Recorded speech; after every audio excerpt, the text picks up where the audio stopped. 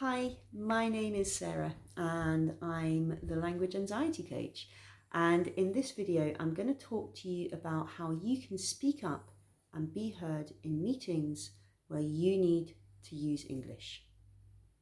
So this can be very, very difficult, even for native speakers. Some of us, including me, do not really like speaking up in groups of people because it can be very, very challenging. There are always people who seem to speak a lot. There are other people who seem to not speak very much. And if you are one of those people who doesn't really speak very much in these groups, I sympathize because I feel the same.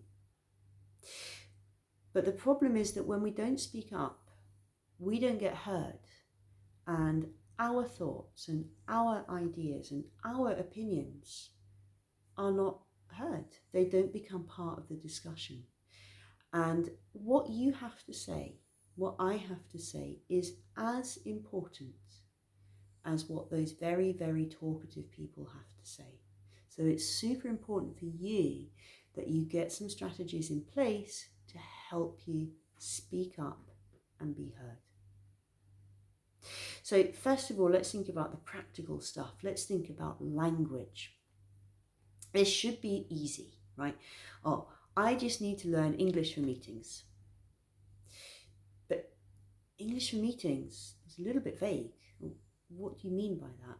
And when things are vague, it's very hard for us to do anything about it, because it's like saying, I want to be fitter. Well, how much fitter do you want to be? Like, do you want to be able to just walk to the shop without getting out of breath? Do you want to run a marathon? What does that mean for you?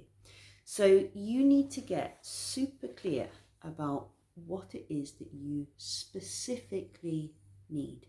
What are the specific challenges you face when you have to use English in meetings? And these could be things like, I need to learn phrases for handling difficult questions. I need to learn phrases for interrupting people who talk too much. I need to learn phrases for dealing with people who interrupt me when I'm not finished. So those three are much more specific than I need English for meetings. Once you've got your specific list of things, then you can start to look for words and phrases that you can use to solve those specific problems. And I would probably do them one at a time. So if you need to learn phrases for interrupting people because you've got a colleague who just will not stop talking, that's maybe where you need to start. Now, ideally, you would work through these phrases and practice them with a teacher so that you can do some role play. If you're lucky, you're going to have a teacher who's quite good at acting and can be that really talkative colleague. But if not, you can work with a friend, a partner, someone at work, and just really try and integrate this new language into your speaking. And once you've done that, once you feel confident in a practice situation, then it's time to start to push yourself gently to use this new language in the meeting. So you need to identify your specific areas of difficulty, find the language that will fill in that hole, practice that language in a safe space, and then you will feel more confident to use it in the meetings. Now, that's the language side, that's the very practical bits. What about what's happening up here? What about our mindset? Because mindset is everything. You can have all the language you need, but if you don't have the mindset to back that up, that language is not going to be so helpful. So a really lovely way I like to talk about mindset is that it has an A and a B and a C. And we're talking about attitude, belief, and courage. So attitude is all about focusing on solutions. It's too easy for us, and for me too, to really just get very sad because we've got all these problems, and I've got this colleague and he doesn't stop talking and it just makes me feel so depressed. Well, okay, you've got this problem, but then you need to find your solution for that problem.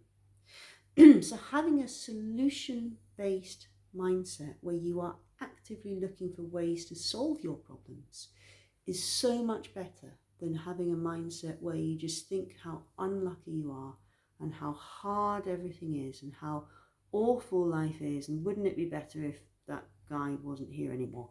That doesn't help you. So solutions, not problems.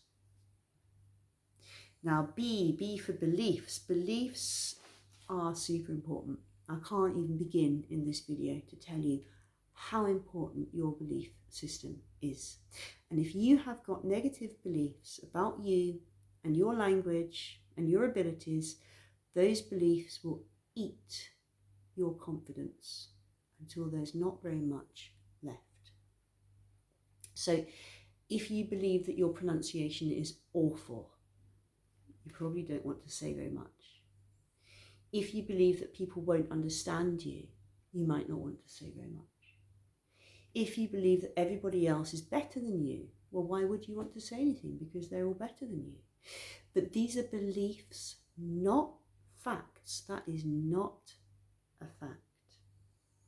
So dealing with beliefs is challenging. It can be time consuming. And although it's possible to do this on your own to an extent, it will help you to have a teacher or a coach or a guide to help you keep stuff in perspective. So the final one, C is for courage. And people get confused with courage. They think courage, people who have courage have no fear. But that's not true. People who have courage are just as fearful as other people. But they do stuff anyway. So courage, it's the ability to take action despite being afraid. And if you struggle with this, little steps, baby steps. You don't have to do everything at once.